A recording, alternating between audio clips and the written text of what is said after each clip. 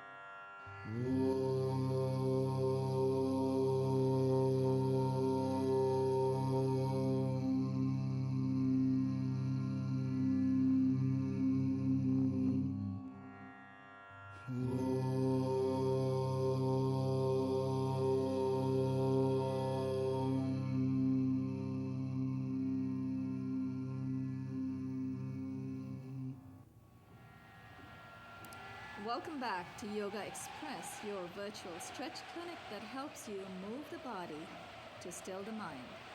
My name is Banu Suresh. I'm your host for this program. And I would like to remind you of a few things. This program, Yogaxpress, is filmed in the studios of Manhattan Neighborhood Network. We air 5 times a week, Monday through Friday, 1:30 in the afternoon Eastern Time on Time Warner 57, RCN 84, and FiOS 35. We have a lot of help for you. Besides this yoga fitness program, we have a website, yogaxpress.com, and a blog, yogaxpress.blogspot.com. That's YOGAXPRESS. In addition, we also have a fridge magnet with a very simple ailment-specific sequence. We have a postcard with the same sequence, 48 plus, that targets 8 common ailments by stretching and refreshing 32 major muscle groups, glands, and organs in under 20 minutes a day once you know the sequence. And we have a book called Yoga Secrets. It has 10 ailment-specific cards, combats 8 ailments. So there are 8 cards for the 8 ailments and 2 cards for the instructions for the postures.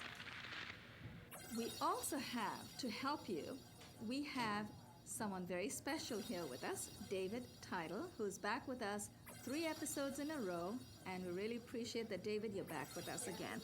So, David, tell us a little more. I know you went home feeling totally charged 2 days ago when we did the sun salutation. We did the back bends yesterday, and I noticed that you were very flexible, very comfortable, and I did warn our viewers not to get too deep or try to get as deep as you. And today we're going to do forward folds. Okay. So is there any advice you want to give our viewers? How did you feel? And what is it? How do you feel when you leave the studios here, when you finish stretching or when you leave a yoga class? After doing these stretches or leaving a yoga class, I feel a lot more alive. I feel thoroughly refreshed, and it feels good to do these stretches. Right. And You feel like you have 48 hours in a day instead of 24. Yeah, exactly. As a student, you're in high school, right? So as a high school student, all you have to do is keep stretching, and then you have the extra hours for your homework if you have them. You wish. I'd right? like to think so. No, but I know what you mean. You feel more alert for a longer period, Right. for longer periods of time, And right? focused. And more focus. Exactly. That's a wonderful point. Focus. It's all about focus, especially when we take you through. And we're not going to do that today. Today we're going to do forward folds. When we take you through balance postures, and I'm sure, David, you've experienced this. I find for me, especially in the balance postures, if I focus at one point in front of me that doesn't move, I get a little better. Yeah. That itself helps us focus. And when we stretch, just for you, David and I are going to do a few more stretches today. When we stretch, with every breath, every exhale. And forward folds, it's always exhale. Back bends, it's inhale. So inhale up, exhale down. There's certain tips that we try and follow. But with every posture, with every exhale, with every breathing technique or stretching technique, we are trying to stay very focused, and we're trying to focus on the inside. We're trying to keep our thoughts together. And that's what leads to meditation. You start narrowing your thoughts from multiple thoughts, come down to one, and then suddenly having a bit of a vacuum. I'm not talking about cranial vacuum. We're talking about having a vacuum of thoughts. You don't want thoughts interrupting your meditative state. So you want all the thoughts you want your mind to be empty of all thoughts so that you can focus on the inside, on what's inside of us. David, I was just very curious. I wanted to ask you this yesterday and I totally forgot. What do you think about the spiritual aspect of yoga? Do you think that's something that, we should be teaching our viewers on air, or is it more private? Or how do you try to address that when you go home? Do you No, I think about personally, I see it more as physical. physical exercise? I feel like if you're gonna be spiritual, Right. it's on your terms, it's your views type of thing. That's right. It's a very personal experience, right? Right. That's why we don't go too much into the spiritual side, but it's nice for viewers to know that if you want to, once you take care of your body feels nice and fresh and young and healthful. You know that it will help take you to spiritual levels if you want it to. But if you want to stay at the physical level like we're doing on this program, that's fine too. We're going to take you through a few forward folds. Let's stand up. I'm going to start with this, David. Checked off, the ones we checked off. So about 8 to 10. There are a lot more forward folds, but some of them we're going to skip today because we already repeated them yesterday and the day before. Heels together. We're going to take you through a posture called Pada Hasta. In order to do Pada is foot, Hasta is hands. It's hands to feet. In order to do that, you also have to raise your arms. So it's really two postures in one. Heels together, toes apart, palms in front of your chest. So palms are together, elbows are raised. Namaskar. So you already have another third one. Namaskar posture, Namaskar asana. Inhale, the arms up. Inhale, when you're all the way up, take your biceps close to your ears. Now, we're going to exhale, fold from the hip with a nice straight back. Exhale and fold. Notice it's just my fingers that can get to my toes. David has half his palm almost on the floor, and actually, David, just hold that. Now, in this posture, the idea in folding over, again, you notice from 2 days ago, what happens when you do a full forward fold, the whole back of your body gets a beautiful stretch. So David should feel a wonderful stretch in his spinal extensors. So the vertebrae in the back of his body gets a beautiful release. He also feels a beautiful stretch in his hamstrings and sciatic nerves. David, I'm sure you're feeling that? Yep. You feeling good? And when he stretches totally like this, he's exhaling. So with every exhale, you go deeper and deeper into the posture. The idea is, in this particular episode, it's about forward folds. But also when you fold over this way, not only do you get a release in the back of your body, you feel a wonderful compression of your lower abdomen on your upper thighs. David is not as padded as I am, so he may not feel that compression very much. But as he keeps exhaling, as you keep exhaling at home and you keep going deeper and deeper, you will feel your lower abdomen pressing on your upper thighs. So I'm going to get back and we're going to come up together. Clasp your palms together with your arms and your back nice and straight. Inhale, let's come up. Exhale and release. Now, we are going to take you into a very intense forward fold. It's in Sanskrit we call it Prasarita Padotana Asana. Prasarita is widespread. Padota or pada, a ped in Latin. Pada is foot. And asana, of course, is posture. So Prasarita Padottanasana is when your legs are wide apart. This posture in the school that I came from is called Ugra Asana. Our school keeps everything very simple. Ugra means fierce. Either way, you're going to get a nice forward fold. So you know what? Let's turn this way. So we're going to turn to the right because we need that space on the mat. Bring your legs out you need to bring your legs out further than you normally would. And for David, he's much taller than I am, so his feet probably would be, his legs may be about 4 feet apart. Mine are about 3.5, I don't know. But you want to make sure you're further apart. Make sure you put your brakes on, so bring your toes in. In this posture, especially in this posture, you want to be nice and secure. When your feet are nice and firm on the ground, you want to inhale, bring your arms up to shoulder height, palms facing down. Keep inhaling, take your arms all the way overhead, palms facing in. Clasp your palms together in any manner you've been taught. I'm very comfortable crossing my fingers over, so that's what I'm going to do. We're going to exhale and fold from the hip, and this time we may use, and David, if you want to keep your blocks to demonstrate, we may use a foam block to show you how to make the connection to the floor. Exhale and fold. Place both your palms between the feet, and once your palms are nice and secure, if you wish, you can bring your feet out just a little more. First, I'm going to try at first to bring the top of my head to the floor without the help of blocks, and then we're going to use the blocks. Exhale, keep your elbows close to each other. It does not matter if the top of your head does not touch the floor today. It's okay.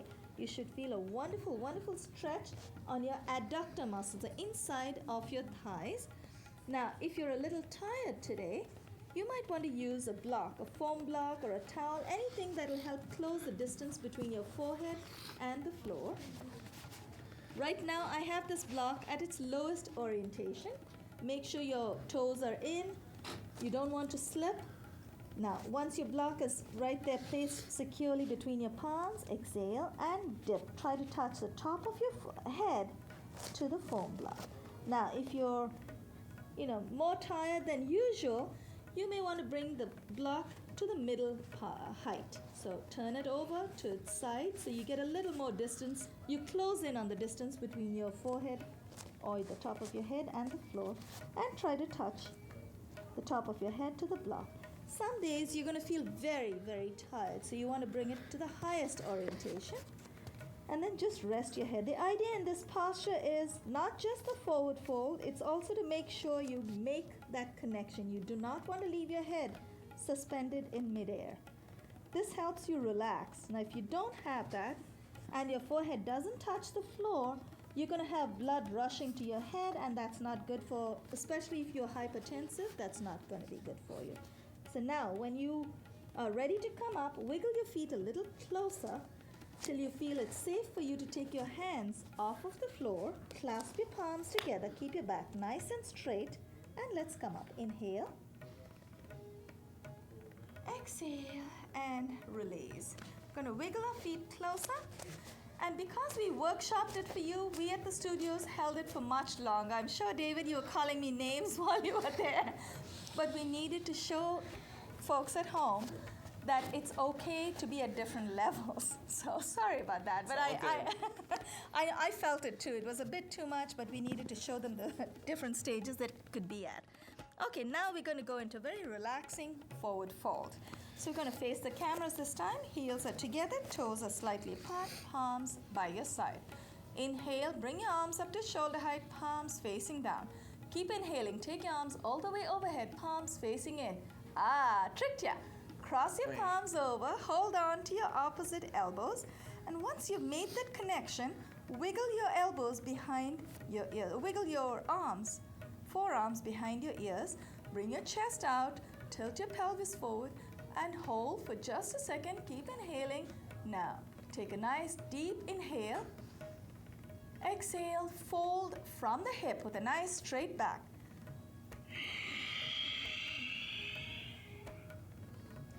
This posture in Sanskrit is called Uttana, or forward fold.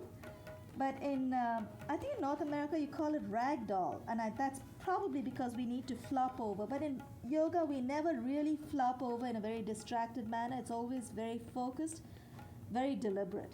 So this is one of the few postures where it's okay to suspend your head in midair because you already have made that connection by holding your opposite elbow. See, it's not like you're going to swing your arms and just leave your arms dangling down. You've made that connection. So hold. Feel the compression of your lower abdomen on your upper thighs. Now we're going to transition right from here into another forward fold. So place your palms about 8 to 10 inches in front of your feet.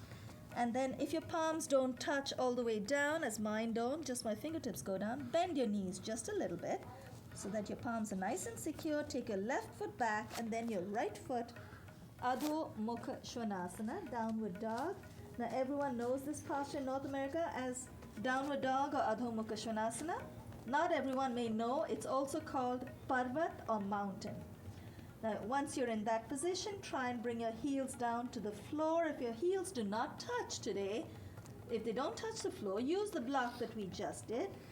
Once you've made that connection, dip your head between your forearms, between your biceps, and keep exhaling.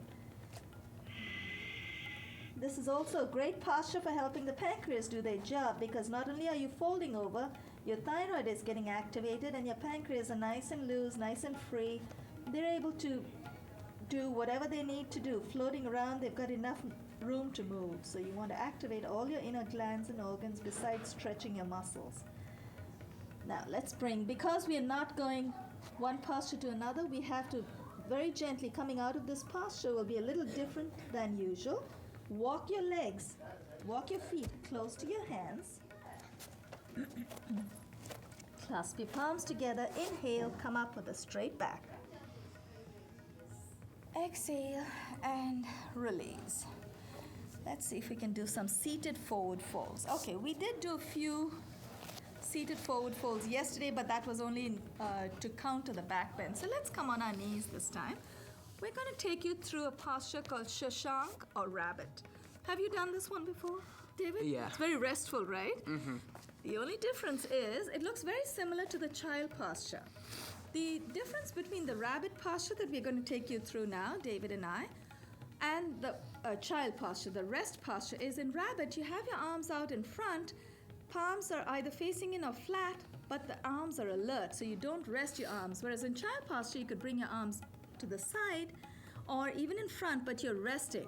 So this is an alert and active posture that we're going to take you through, but the idea is to do the forward fold. So let's sit on our heels, so feet are flat, you're sitting on your ankles actually. Bring your knees close together. You get the most out of the stretch by keeping your knees close. So now, inhale the arms up to shoulder height, palms facing down. Keep inhaling, take your arms all the way overhead. Clasp your palms together. And there's a little bit of a trick to this. It's a bit of a nasty trick, but you need to be aware of it. We're going to exhale and fold from the hip. The idea is to touch the forehead to the floor before the palms come on the floor. That's when you're engaging your low back muscle. So resist the temptation to bring your palms down first. It's easier said than done, and I find myself bringing my palms down. But we're going to try. We're going to use our low back muscles. Take a nice deep breath in. Exhale, fold from the hip. When you try to bring your forehead down, first you find that your body automatically leans forward. Now, once the forehead is down, place your palms on the ground.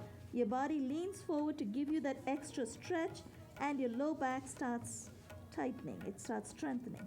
Place your palms flat on the ground. Keep your buttocks on your heels. You don't want to lift your buttocks. And actually, David, hold it. You're okay to hold this for a while, right? Yep. Wonderful.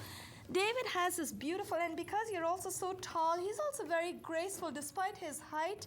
He's done this posture so beautifully and gracefully. It's a pleasure to watch you, David. See how his muscles, you can see his biceps and triceps are very alert. So his arms, his whole body is alert, and you can actually see how his arms are nice and outstretched. You can look at you got a nice, what do you call it? The definition, the muscle definition. I think the cameras would pick that up pretty easily. And notice how he has his back flat on his heels. So he's actually sitting down. You could lift your hips off of the floor. That is traditionally, that's the rabbit posture. But today we're going to relax a little bit because we want to feel the compression in the front of the body. He's also sitting on the soles of his feet, on his ankles actually, and his feet are facing each other. So that way he's nice and rested. So he's rested at the same time he's alert. So his body is resting, his mind is alert. Now, David, notice the difference. Place your elbows on the floor and tell us how you feel now. How does that feel? Keep talking. The mic is right there. I feel more of a stretch. When? When I put the elbows down in my back. You feel more of a stretch in your back when you put your elbows Yeah. on. Okay. And when you have your elbows up, your mind is a little more alert or no? Yeah. It better be because that's what we want our viewers to feel.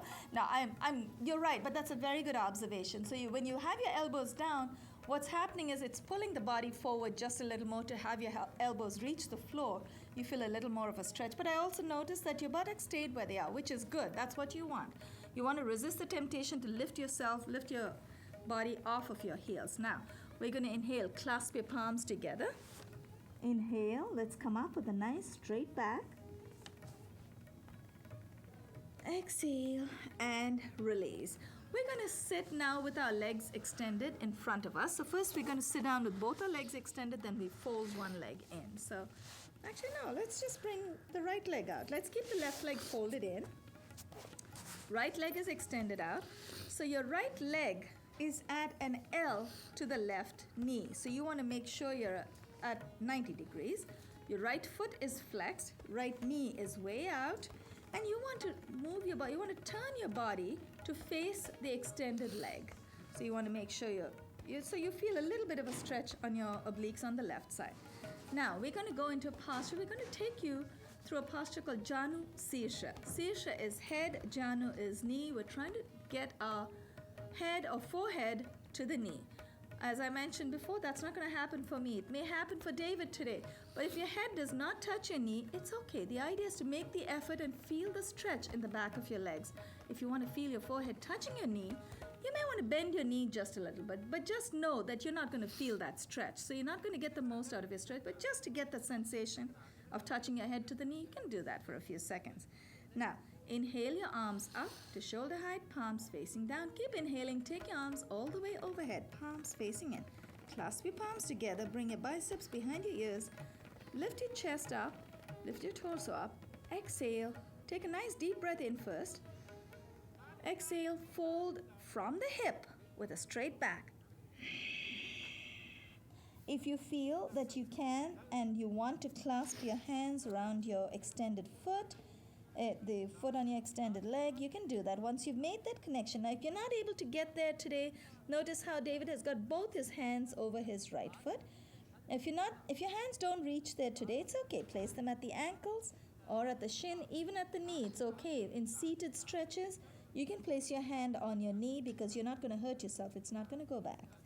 So you can hold on to your right big toe as well and pull. So you should feel that stretch. If you really want to feel the forehead touching your knee, lift your knee just a little bit.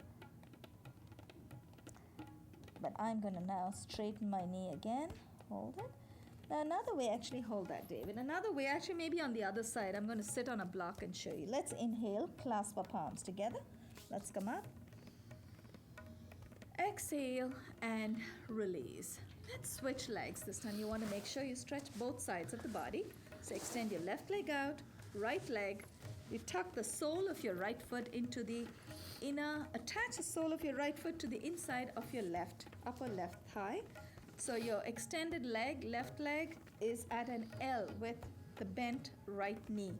Flex your left foot, turn your body to face the extended leg. Inhale, the arms up, palms facing down. Keep inhaling, take your arms all the way overhead, clasp your palms together.